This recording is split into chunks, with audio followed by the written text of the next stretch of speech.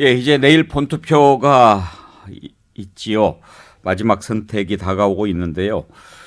이번 투표율이 얼마나 나올지도 궁금합니다. 김영주 의원, 네, 최근에는 80% 넘기가 좀 쉽지 않죠. 보면 그렇습니다. 예, 역대 투표를 한번 보면 가장 높았던 게 역시 87년 대선, 네, 네. 3김 뭐 이렇게 나오고 그랬을 때인데 그때 뭐 89.2%였어요. 예, 85% 가까이 됐을 겁니다. 예, 89.2%면 정말 네. 거의 모든 국민이 모든 국민이 투표했다는 다 얘기고 네. 그때부터 이제 떨어져 가지고 14대 김영삼 대통령 당선됐을 때가 81.9, 김대중 대통령 당선될 때가 80.7인데 그 이후로는 80%를 못 넘겼습니다. 네. 노무현 대통령 당선됐을 때 투표율이 70.8, 이명박 대통령 당선됐을 때 제일 낮았어요. 63.0. 이때 이제 정동영 후보였는데 네. 좀 사실 쉽지 않은 선거였죠. 네. 그리고 이제 박근혜 대통령 당선될 때가 75.8. 지난번 문재인 대통령 당선될 때가 77.2였는데 이때부터 이제 사전 투표가 실시가 됐죠. 그때 26.1%였고 이번에 사전 투표율이 이제 36.9%가 나왔는데 과연 최종 투표율이 얼마나 나올지가 참 궁금합니다. 80% 넘을 수 있을 것 같습니까? 저는 뭐 그 구조적으로는 불가능하다고 보고요. 코로나 전국이고 예. 아무래도 여러 가지 특히 재외동포 같은 경우는 상당히 투표를 못했습니다. 여러 가지 물리적 거리도 있었고 예. 뭐 그런 이제 한정적인 한계들이 분명히 있기 때문에 그리고 어쨌든 이게 막 신이 나는 투표가 아니고 비호감 투표가 있는 것도 사실이거든요. 어디를 마지막까지 누구를 찍어야 될지 모르고 마치 제가 표현하기를 교육감 선거 같은 그런 선거가 됐다. 들어갈 때 마음 나올 때 마음 다른 예. 그런 측면에서 80%를 넘는다는 건 어렵다. 다만 그러나 윤석열 후보나 어떻게 보면 투표율이 매우 저조할 뻔했던 선거인데 70% 초반까지 갈 선거인데 사실은 그 여권 입장에서는 끝까지 정권 교체에 대한 희구가 50% 가까이 나왔음에도 불구하고 야 이거 따라갈 수도 있고 뒤집을 수 있네 하는 자신감을 야 쪽이 자초했다. 특히 이제 TV 토론에서 윤석열 후보가 너무 이게 뭐 격을 떠나서 대통령 자격에 논의할 정도의 중도가 술렁거릴 수밖에 없는 부분이 있었고 상당히 토론을 잘했던 안철수 후보가 그날 밤에 굉장히 뭐 자신 있게 토론하고 난 다음에 그냥 엎어져 버린 거 아닙니까? 이제 그런 것에 대한 분노가 투표를 다시 상승시키는 그런 부분이었기 때문에 최소한 저는 75%는 넘는 투표율이 될 것 같다. 사전투표라는 제도적도 지난번에 비해서 야권도 사전투표를 독려했다라는 측면에서 예. 본다라면 지난번 정도 수준은 갈 수 있다. 그렇게 봅니다. 정리하자면 네. 더 낮을 수도 있는데 그렇지는 않아도 80%까지는 넘기기 그렇죠. 힘들 것 같다. 네. 윤희석 대변인은요. 저는 사전 투표율이 높았다고 해서 최종 투표율까지 어떻게 된다 이런 논리에 저는 찬성하지 않아요. 사전 투표 제도가 8년이 지났습니다. 그래서 편리하니까 정착이 된 건데 먼저 할 사람 먼저 할지 나중에 할지 조삼모사인데 사전 투표 높으니까 본 투표도 높아서 올라간다.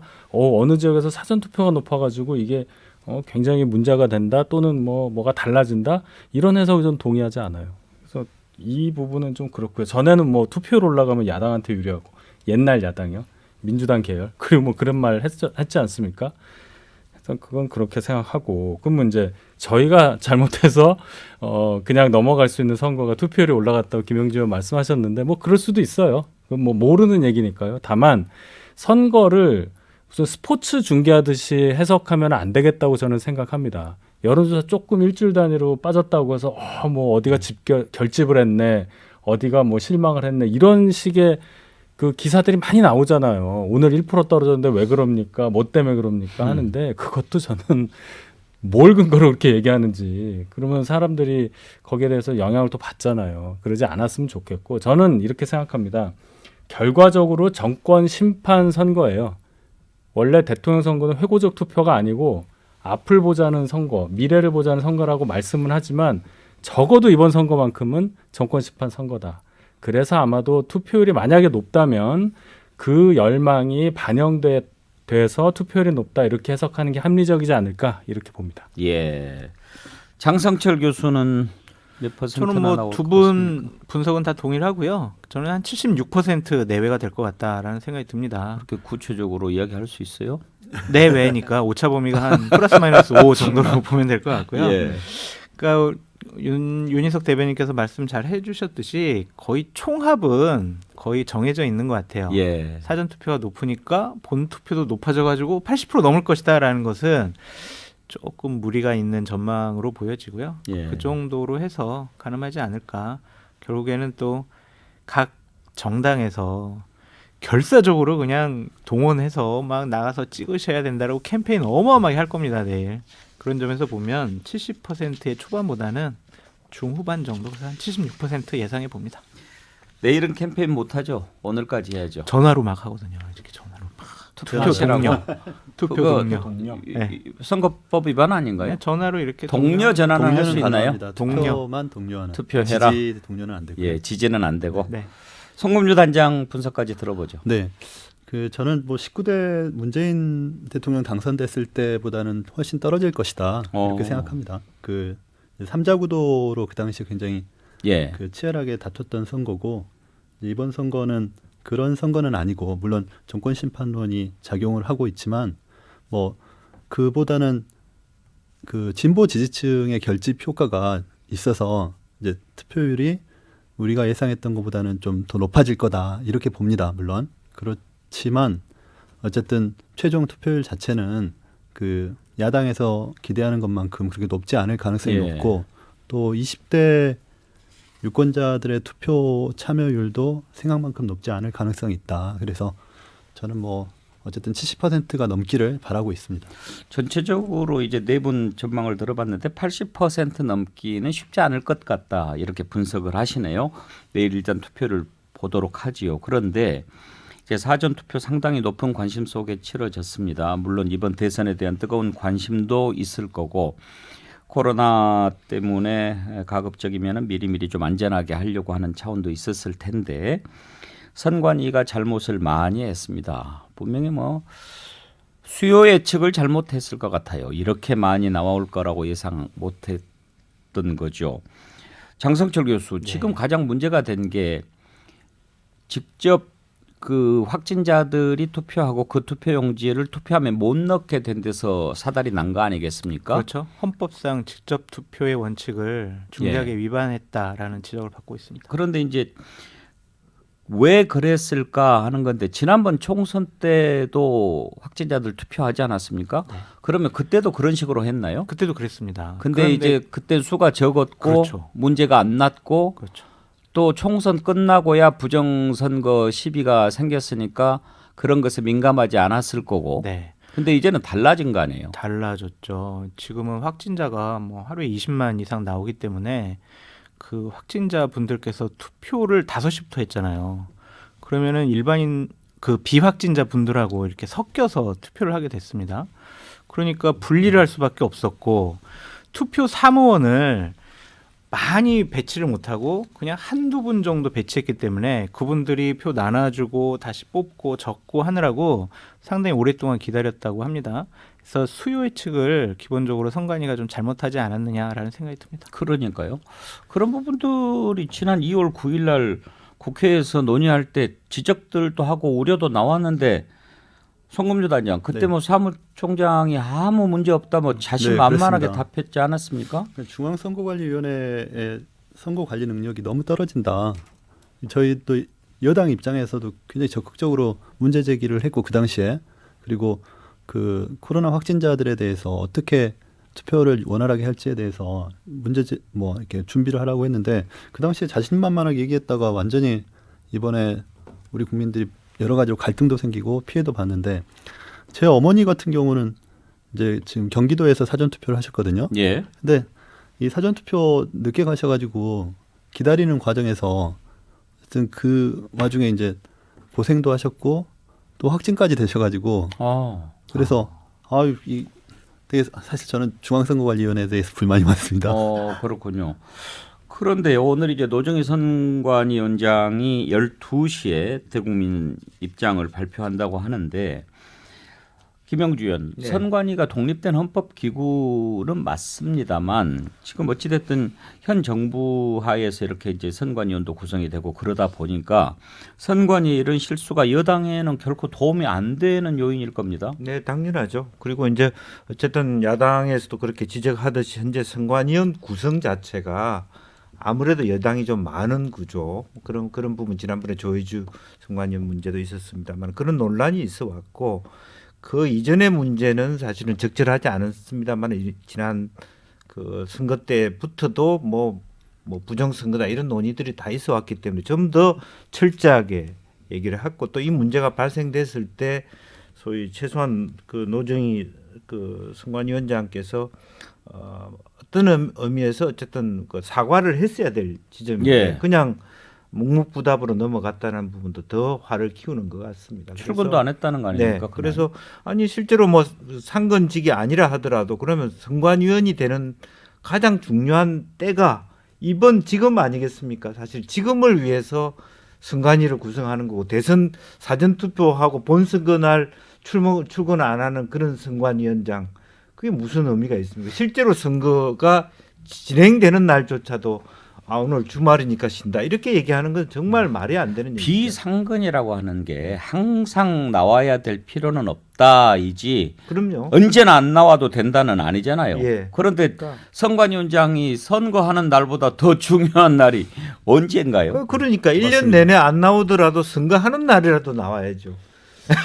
그런 의미에서 상당히 저희들 민주당 입장에서도 이것은 굉장히 같이 분노해야 될 지점이다. 예. 그렇게 봅니다. 노정희 선거관리위원장 문제는 저희가 좀 구조적으로 짚어봐야 될 문제인 것 같습니다. 그러니까 지금 대법관이 비상근으로 위원장을 겸직하고 있는 구조에 대해서도 좀 문제점이 있다고 보고, 그러니까 선거관리에 있어서 적극적인 역할을 하지 않고, 그러니까 부가적인 업무 차원에서 접근을 하다 보니까 이런 큰 문제가 생겼을 때 출근도 하지 않고 그랬다는 거 아닙니까? 그리고 그 이후에 그런 태도도 어떤 책임지고 어떤 걸 해결하는 태도가 아니고 사무총장한테 알아서 하도록 하고 실질적으로는 본인의 정확한 메시지가 없는 상황이니까 이런 선거관리 체제에 대해서는 앞으로 좀 더 구조적인 개혁을 해야 된다 이렇게 생각을 합니다. 선관위가 유엔인가요? 네. 유엔 사무총장이 일 다 하고 그렇죠. 선관위원장은 펌으로 있나요? 이 선관위가 이런 문제를 일으킬 수밖에 없었던 구조적인 이유가 있었다고 저는 봐요. 뭐냐면 뭐 위원장은 비상근이니까 대법관이고 뭐 그럴 수 있다고 봅니다. 전에도 그랬으니까. 이제 중요한 건 그 위원이 9명 중에서 1명은 상임위원이란 말이에요. 예. 이 사람은 상근이에요. 근데 지금 이 사람 공석이잖아요. 왜 그런지는 아실 겁니다. 조혜주라는 분 문재인 대통령 되실 때 그 캠프에서 특보하셨던 분을 이 중요한 중앙선관위의 상임위원으로 임명하는 과정, 임명하고 나서의 이후 여러 가지 일들 이런 것 때문에 많이 뭐 문제가 있었는데 임기 끝나고 나니까 또 이분을 비상임위원으로 바꿔가지고 뭔가 임기 연장 시도하려다가 선관위 2,900명 직원들이 다 들고 일어났던 거 아니에요? 그러면서 중요한 상임위원이 비고 또 야당에서도 한 명을 추천해서 원래 그 위원이 돼야 되는데 지금 요 목도 비어 있어요. 그러면 9명 중에 2명이 비어서 7명밖에 없어요. 위원이. 그럼 행정적으로는 사무총장이 다 한다고 쳐도 중요한 어떤 방향을 잡거나 뭔가 기강이라고 할까요? 그런 걸 잡을 수 있는 사람이 없다고 봐야 되는 거예요. 그러면 다 비상근인데 뭐 어떻게 갑니까? 그러니까 이렇게 된 거예요. 우리 윤희석 대변인께서 공을 딴 데로 튕겨버려가지고 지금 어쨌든 지금 저희가 문제 삼는 거는 그랬나요? 중앙선거관리위원장 그 관리 체제가 대법관을 통해서 이루어지고 있는데 그게 적합한지는 다시 한번 돌이켜봐야 될 것 같습니다. 근데 저는 윤희석 대변인의 지적이 상당히 일견 타당하다, 맞다라고 보여집니다. 그런 식의 선관위 구성안 자체를 마련한 것 자체가 좀 문재인 대통령께서 좀 다른 의미가 있지 않느냐라고 저희 야당 쪽에서는 추측해 볼 수밖에 없고요. 중앙선거관리위원회가 불편부당하게 공정하게 정확하게 선거를 관리할 수 있다라는 그러한 믿음을 줬어야 하는데 그런 신뢰를 스스로 깎아먹었다라는 점에서 선관위 스스로 위기 상황이다라고 느껴야 할 것 같습니다. 예. 오늘 이제 선관위가 어제 오후에 뒤늦게 대책을 발표했는데요. 일단 내일 이제 본투표가 있지 않습니까? 당초 이제 국회랑 논의를 해서 6시부터 7시 반까지 1시간 반 연장을 하기로 했는데 일단 그 시간에 이제 확진자들 투표하게 되죠.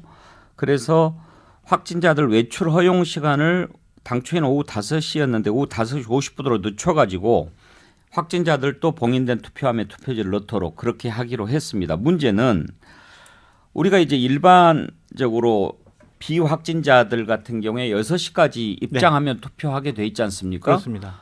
그런데 만약에 지금 투표율이 이제 높아서 네. 6시까지 와서 기다리고 있는 사람들이 많을 경우에 그러면은 이제 확진자들 어떻게 해야 될 건가 하는 건데 밖에서 기다리게 하겠다고 하는 건데요. 다행히 앞에서 일찍 끝나면 모르지만 6시에도 입장했던 비확진자들이 꽤 많이 있을 경우에 그 부분은 어떻게 대응을 해야 될까요? 그래서 애초에 국민의힘에서는 1시간 반 연장하지 말고 3시간을 연장하자고 했어요. 6시부터 9시까지 하게 하자. 예. 확진자에 대해서는. 그랬더니 뭐 그럴 필요 없다. 선관위에서는 아마 제가 볼 때는 예산 문제였을 것 같아요. 그 추가되는 시간만큼 그날 일을 경비가 하시는 드는 거죠. 경비가 드니까 아마 그렇게 한 것 같은데 얼마나 이게 안일한 대처였느냐 이 지적을 또 하지 않을 수가 없습니다. 그 여당에서도 3시간 연장해 달라 이렇게 그 당시 요구를 했습니다. 그랬는데도 네. 예. 그래서 이번에 이제 그 어쨌든 1시간 반 정도 늘어나게 되는데 그게 따른 비용, 그러니까 추가적인 보수를 줘야 되지 않습니까? 예. 그 부분은 반영을 하는 것으로 바꿨습니다. 근데 내일 이제 물론 사전 투표를 많이 했기 때문에 내일은 그렇게 많지 않을 수도 있지만 모르죠. 또 뭐 많이 올 수도 있는 거고 확진자들이 워낙 많지 않습니까? 지금 하루에 20만 명씩 나오고 그게 지금 5일간 저기 하고 또 거기 가족들도 있고 그러면은 확진자 격리자 해가지고 몇백만 될 거 아닙니까? 네, 네. 200~300만 명 될 수. 예. 그 사람들 과연 지금 확진자들이 얼마나 투표를 했는지 이 부분은 또 알 수 있나요? 그 부분은 따로 알 수는 없습니다. 알 수가 없기 때문에 이 분들 투표 행위에 대해서는 분명히 중앙선거관리위원회에서 각 개별 선관위에다가 일정한 그 지침을 줘야 돼요.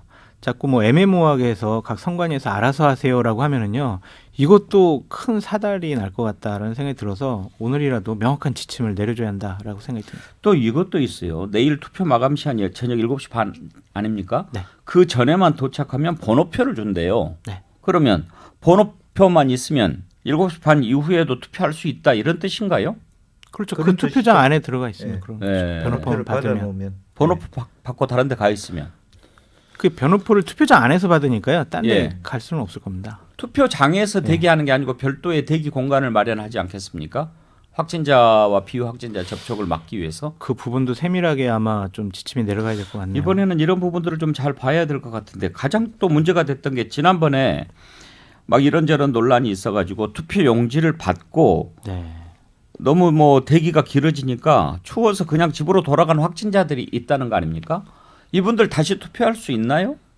투표할 수 없습니다. 네, 불가능합니다. 투표할 수 없어야 됩니다.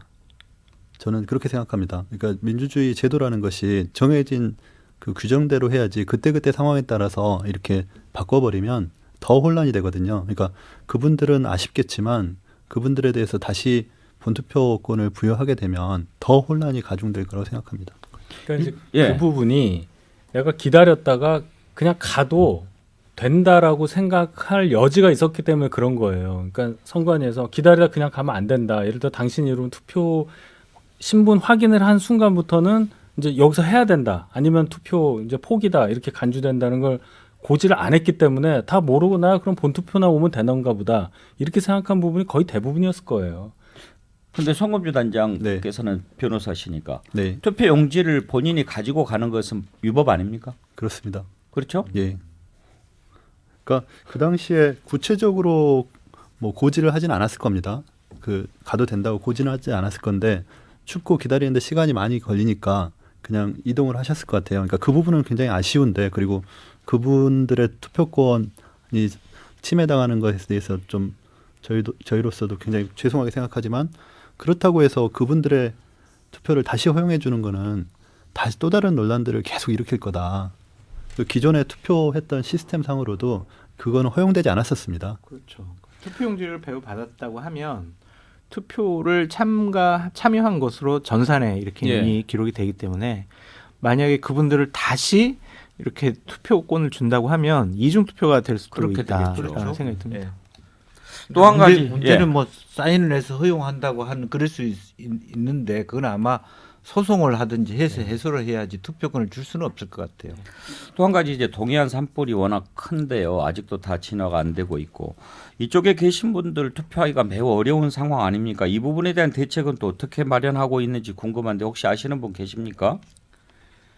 별다른 대책이 이 부분은 없는 걸로 알고 있습니다. 그냥 이 부분만 또 특정을 해가지고 예를 들면 자 그럼 동해안 쪽 산불 피해 받으신 지역에 계신 분들은 그러면 7시 반이 아니라 뭐 9시까지 투표 시간을 연장하겠다 이럴 수도 없잖아요. 아니 투표소를 당초에 어디 뭐 구민회관이나 학교에 네. 이렇게 만들기로 했다면 네. 지금 임시 대피해 있는 곳이 있을 것 아닙니까? 그쪽으로 옮기면 안 되나요? 이미 투표소가 정해져 있고 다 고지가 나가기 때문에 그거를 또 옮기기는 또 불가능할 것 같은데요. 이번에 사전투표 때 논란이 됐던 게 투표함 때문에 논란된 거 아닙니까? 그게 뭐 어디에는 한 군데만 있어야 된다 이런 규정이 있기 네. 때문에 그랬다는 거 아닙니까? 네, 네. 그 확진자들을 위한 투표함을 따로 만들 수가 없었기 때문에 네, 네. 그것은 바꿀 수가 없었나요? 그 사전에 바꿔서 하는 것이 불가능한 건 아닌데 수요 예측이 안 된 상태에서 현장에서 바꿀 수는 없는 것이었겠죠. 네. 우리 일반인들도 그렇게 생각하고 걱정할 수 있는 부분들을 밥만 먹고 선거만 생각해야 되는 선관위에서 생각을 못했다는 게 참 이해가 안 갑니다. 그러니까 원칙상은 투표를 하고 나면은요 그 투표 사무원과 참관인이 같이 가서 투표함에 넣는 것까지 다 해야 되는데 이번에는 한꺼번에 확 몰리시니까 그렇게 못한 것 같아요. 그러니까 뭐 택배 상자라든지 비닐봉지에 넣어서 보관하다가 이런 큰일이 난 것 같습니다. 내일은 아무튼지 이제 이런 논란이 없이 잘 마무리가 돼야 될 텐데 어떤 조사를 보니까 투표용지 한 장의 가치가 6천만 원이 넘는다고 하더라고요. 경제 전문가 보시기에 그렇습니까? 그게 그거잖아요. 뭐 예산 5년 동안 쓸 예산 다 더해서 그를 사람 수로 나누니까 그런 가치에 해당한다. 그런 결정할 수 있는 어떤 크기에 해당한다. 뭐 그렇게 해석은 할 수 있겠죠. 예. 사실 6천만 원 뿐이겠습니까? 한 표의 가치가 내 미래와 대한민국의 미래를 바꾼다고 생각하면 정말 중요한 한 표 아니겠습니까? 내일 사전투표 못하신 분들 한 분도 빠짐없이 투표에 참여해 주시기를 바랍니다. 자, 오늘 백운계 시사 1번지 함께해 주신 네 분 감사드립니다. 수고하셨습니다. 감사합니다. 네. 내일 20대 대선 날 저희 시사 1번지도 내일과 모레 대선 특집 방송을 마련했습니다. 평소보다 1시간 더 연장해서 11시부터 오후 1시까지 2시간 동안 KBC 라디오와 유튜브 생방송으로 꾸며드리도록 하겠습니다. 대한민국의 미래를 결정할 이번 대선 투표 현장 분위기 살펴보고요. 또 민심에 따른 향후 전국 다각적으로 분석해 보도록 하겠습니다. 백운계 시사 1번지가 준비한 대선 특집 방송 여러분의 많은 기대 부탁드리겠습니다. 내일 오전 11시 다시 돌아오겠습니다.